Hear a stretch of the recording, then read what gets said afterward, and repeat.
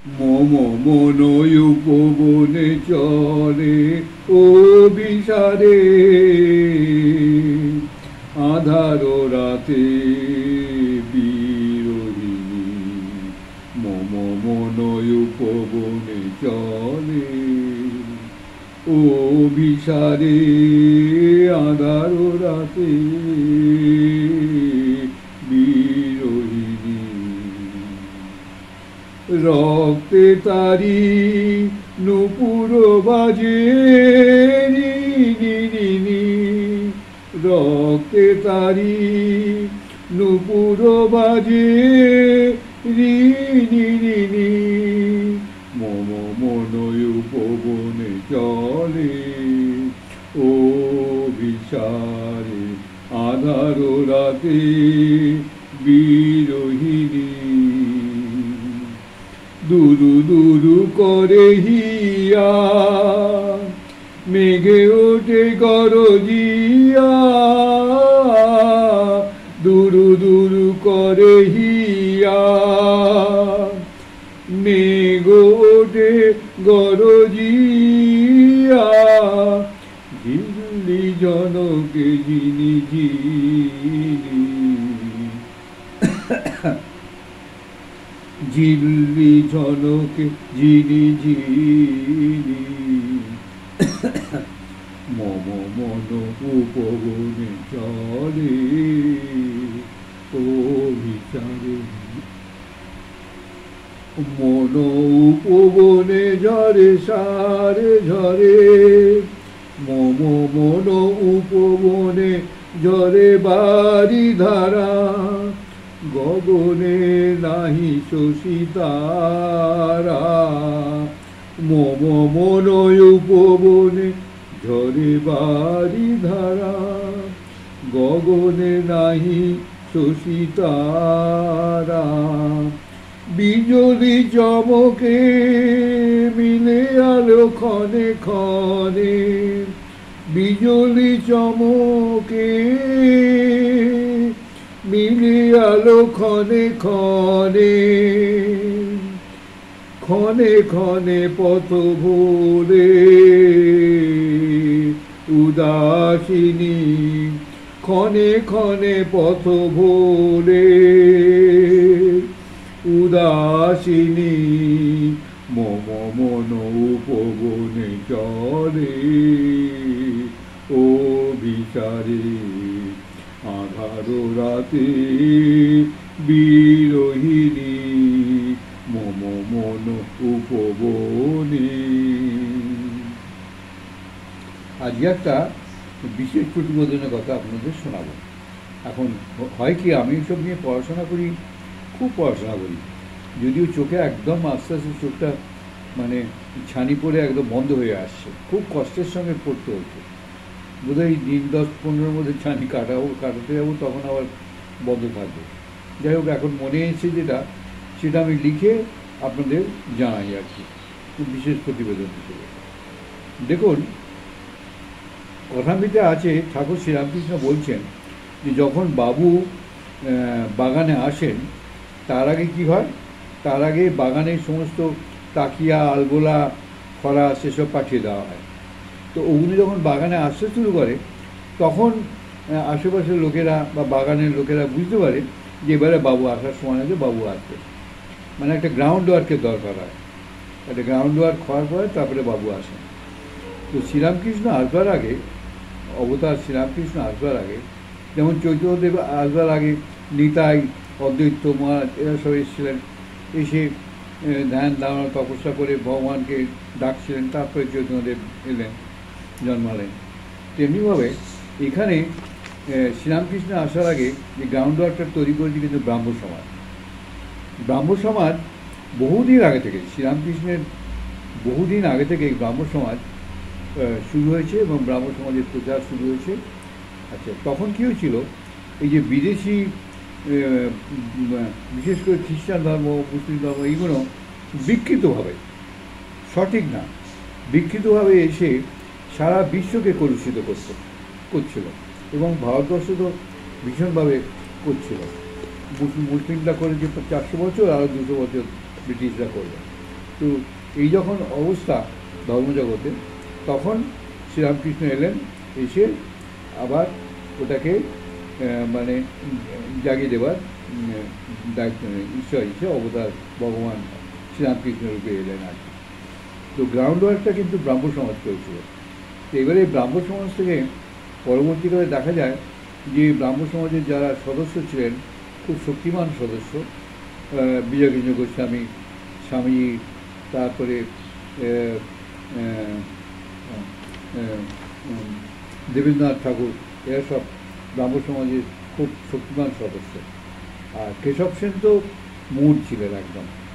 কেশব সেন সারা ভারতবর্ষে, কেন উনি ব্রিটেনে গিয়ে পর্যন্ত ব্রিটেনের রানী এত প্রভাবশালী ছিলেন, ধর্মজগতে এত নাম করেছিলেন যে ব্রিটেনের মহারানী ওনাকে নিজের বাড়িতে ডেকে ভোজ দিয়েছিলেন কেশব সেনকে, এতখানি প্রভাব। এবং এই স্বামীজি বলুন, বিজয়কৃষ্ণ গোস্বামী বলুন, তারাকিশোর বন্দ্যোপাধ্যায়, এরা সব কিন্তু ওই তাদের যে ধর্মজগতের যে ভিত্তি, এটা কিন্তু গড়ে উঠেছে ব্রাহ্ম সমাজের মধ্যে। রাখাল মহারাজ, ভিত্তি কিন্তু ব্রাহ্ম সমাজের মধ্যেই গড়ে উঠেছে। পরবর্তীকালে ওরা যখন দেখলেন যে ব্রাহ্ম সমাজে ওদের মন ভরল না, ঈশ্বর লাভের দেখলেন যে এখানে ঈশ্বর লাভ করেছেন এমন কেউ পেলাম না কাউকে, এবং যখন তৃপ্তি হলো না, সেই সময় শ্রীরামকৃষ্ণের সঙ্গে ওদের যোগাযোগ হয় এবং ব্রাহ্ম সমাজ ছেড়ে তারা চলে আসেন। স্বামীজি চলে আসেন, রাখাল মহারাজ চলে আসেন, ওদিকে বিজয়কৃষ্ণ গোস্বামী ছেড়ে গিয়ে নিজে আর একটা নিয়ে আলাদা করে দল করে ধর্ম পূজা করতে শুরু করেন। এও ছিলেন তারাকিশোর বন্দ্যোপাধ্যায়, পরে কাঠিয়াওয়াড় আশ্রয় নিয়ে উনি কাঠিয়াওয়াড় পূজা করতে শুরু করলেন। ব্রাহ্ম সমাজে আস্তে আস্তে আস্তে আস্তে ভেঙে গেল। কিন্তু অস্বীকার করার উপায় নেই যে ব্রাহ্ম সমাজ কিন্তু গ্রাউন্ড ওয়ার্কটা, শ্রীরামকৃষ্ণ আসবার আগে গ্রাউন্ড ওয়ার্কটা কিন্তু ব্রাহ্ম সমাজই করে রেখেছিল। তো এমনিভাবে যে শুধু শ্রীরামকৃষ্ণ নয়, আস্তে আস্তে পরবর্তীকালে দেখুন এই এলো তোমার ভারত সেবাশ্রম সংঘ এলো, স্বামী প্রণবানন্দ, ওনারাও বিরাট কাজ করছেন, সারা ভারতবর্ষব্যাপী, বিদেশেও কাজ করছেন। তারপরে প্রণবানন্দ এলেন, প্রণবানন্দের পরে এদিকে ভারতবর্ষ থেকে আর্য সমাজ এলো, তারপরে তোমার আপনার বর্তমানকালে ইস্কন, সে অনেক বছর হয়ে গেল। এরা কিন্তু ইস্কনের অবদান কল্পনা করা যায় না। সারা বিশ্বব্যাপী কৃষ্ণ নাম ছড়াচ্ছে, যদিও কিছু কিছু বিক্ষিপ্ত ঘটনা মিডিয়ার মধ্যে দিয়ে প্রচার হয় এই ইস্কনের সাধুর সম্বন্ধে, তো হলেও কিন্তু এই কথা অস্বীকার করার উপায় নেই। কৃষ্ণনাম প্রচার করছেন ওরা বহুকাল ধরে এবং খুব সাকসেসফুলি সারা বিশ্বব্যাপী। সুতরাং তাদের যে কৃষ্ণনাম, ভগবানের নাম প্রচার এবং সদ্ভাবনার প্রচার, সেটা অস্বীকার করার উপায় নেই।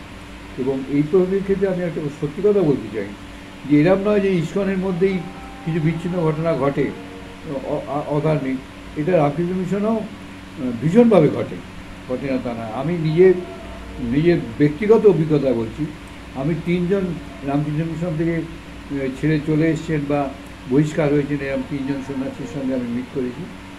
অতি দুরাচার, দুর্বৃত্ত, দুরাচার, অসৎ বলতে পারেন আপনি। আমি একদম বাড়িতে আশ্রয় দিয়ে আমি তাদের কথা বলছি, একটা ঠাকুরের কথা বলেন না।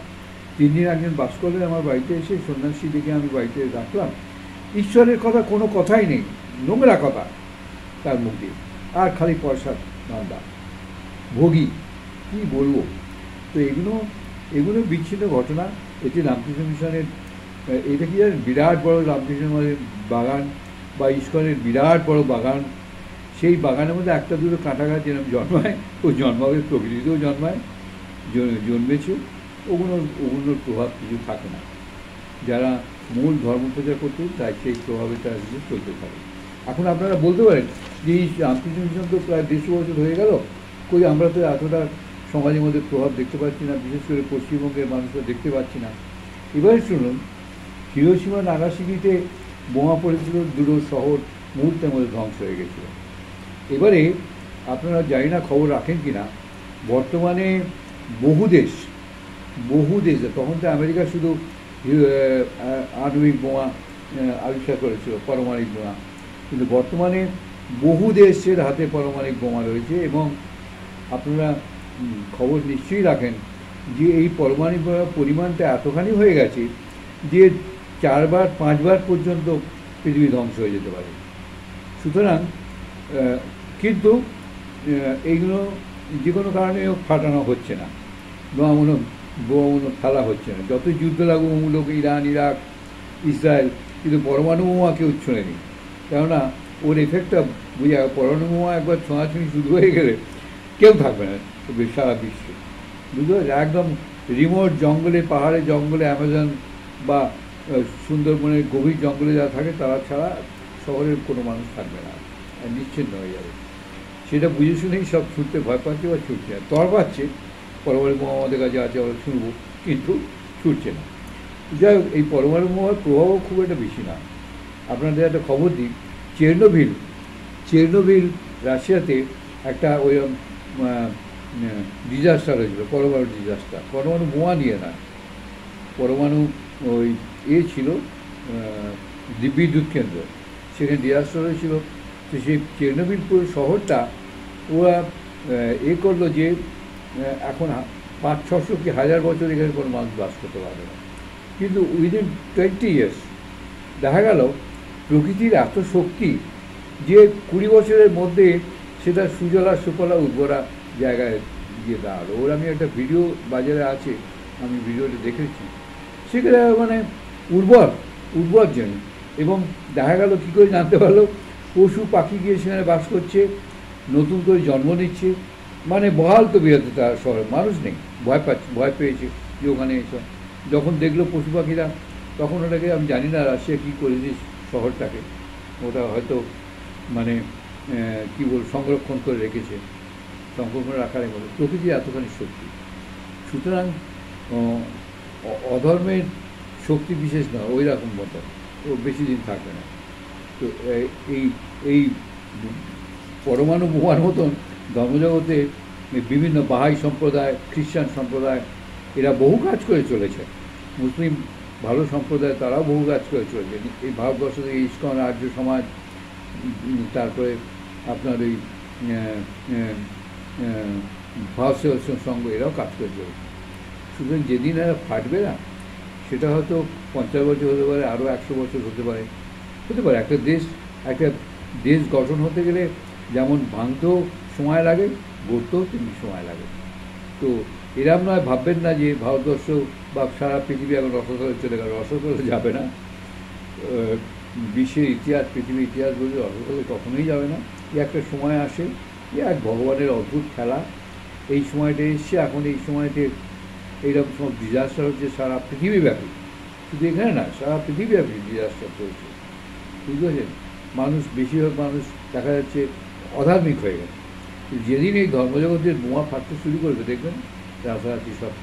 সুতরাং ডিসঅ্যাপয়েন্টেড হওয়ার কিছু নেই, আনন্দ নিয়ে থাকুন। আর একটা কথা আমি বলি, এটা আমি বহু না, বেশ কিছু মহাপুরুষের সঙ্গ, ঈশ্বরদ্রষ্টা মহাপুরুষের সঙ্গ করেছি আমি, বা অনেক সিনিয়র সাধুদের জীবনী পড়েছি, এখনও পড়ছি। সেটা হচ্ছে যে যতই নোংরামি থাকুক সংসারে বা সমাজে, আপনি যদি ঈশ্বর ভাবনা নিয়ে থাকেন, আপনি কিন্তু আনন্দে থাকবেন। সে কী করে থাকবেন, সে রাস্তা ভগবান দেখিয়ে দেবে আপনাকে। আমি আমার ব্যক্তিগত অভিজ্ঞতার কথা বলছি, আমি খুব সামান্যই কিছুই পাইনি, তবু কিন্তু দেখুন 80 বছর বয়স, আমার কত উৎসাহ। আপনারা শুনবেন একটু ঠাকুরের কথা, দেখুন 1 বছর 1.5 বছর হয়ে গেল, প্রায় 800 850 প্রতিবেদন হয়ে গেছে। তারপর প্রতিদিন গান, এই গত 6 মাসে প্রায় 300 রবীন্দ্রসঙ্গীত খাতায় লিখেছি এবং গান তোলার চেষ্টা করেছি। তো এইসব দিয়ে আমাকে খুব মহা আনন্দে রেখেছে। আমার কোনো মৃত্যু ভয় কিছু নেই, মৃত্যু ভয় গেল, কোনো কিছু ভয় নেই। তো সুতরাং ঈশ্বর চিন্তা নিয়ে থাকুন, আপনারাও আনন্দে থাকবেন, নিশ্চয়ই থাকবেন। যদি না থাকতেন তাহলে মিশনের সন্ন্যাসীরা এখনও এই হাজার হাজার মিশনে বসে রাখতো না। তারা কত কোয়ালিফাইড, AA টুইজনের গোল্ড মেডেলিস্ট, এই সব ডাক্তার, ইঞ্জিনিয়ার, উকিল সব আছে। আমার প্রতিবেদনে আমি বলেছি, বুঝতে পারছেন। তারা মিশনে আছে কী করে, আনন্দে আছে। আনন্দ আছে বলেই তারা বাইরে এসে তাদের যা গুণ, তারা চাকরি বাকরি করে, বিয়ে থা করে আমাদের মধ্যে ভোগ করতে পারতো, কিন্তু দেখেছে ভোগেতে শান্তি নেই। ওই জীবনে ঈশ্বর চিন্তায় শান্তি আছে। সুতরাং তারা বেশি বুদ্ধিমান আমাদের চেয়ে। তারা ওই জীবনটা বেছে নিয়েছে এবং ওইভাবে জীবন কাটাচ্ছে। আপনারাও চেষ্টা করুন। সংসারের মধ্যেও শ্রীম নবগোপাল ঘোষ এরা সব ঠাকুরের সন্ন্যাসী শিষ্য, এদের সংসারও ভীষণ জ্বালা ছিল, কিন্তু তার মধ্যে শ্রীম মিশনের যে সেই সময়কার 14 আনা সাধু শ্রীমান হাতে গড়া, এটা সম্ভব। তো শ্রীমান যদি নিজে সাধু না হতেন বা নিজে আনন্দে না থাকতেন, তাহলে সাধু তৈরি করতে পারতেন না।